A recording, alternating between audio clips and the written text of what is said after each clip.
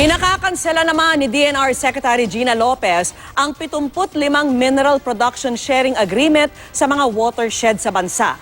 Binatikos ito ng Chamber of Mines of the Philippines dahil hindi umano dumaan sa tamang proseso ang paglalabas ng naturang notice. At nakatutok si Bernadette Reyes.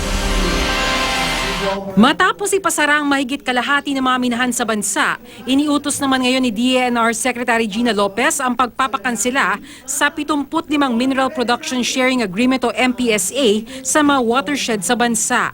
As DNR's gift of love on Valentine's Day, we give you the gift of life.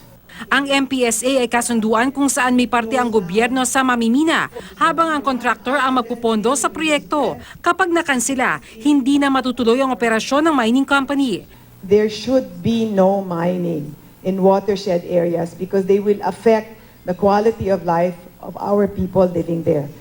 Nagsimula na daw nilang padalahan ng show cause order ang mga mining companies. 27 MPSA ang pinakansela sa Luzon, 11 sa Visayas at 37 sa Mindanao. Sa gitna ng press con, nakainitan ni Lopez ang isang reporter nang tanungin ng DENR kung meron namang mga watershed kung saan pinapayagan ng pagmimina. Habang sumasagot ang isang opisyal ng DENR, sige pa rin sa pagtatanong ang reporter. There's a category of watershed that you can be allowed to mine. That is more Yes, di ba? Yes. Is more Yes.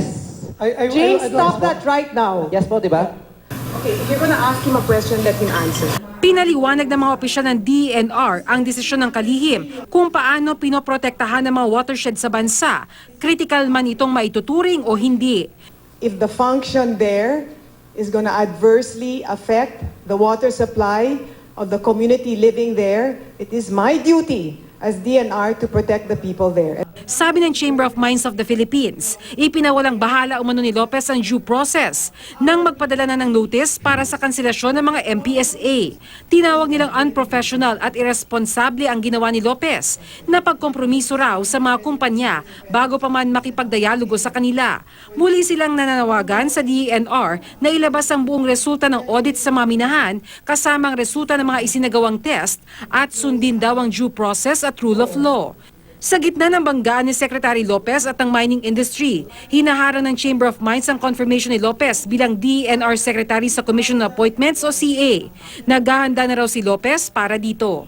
So I want to have the time to be able to show that there is a way, that I just didn't do this blind, that I have a plan. Bernadette Reyes, Nakatutok, 24 Oras.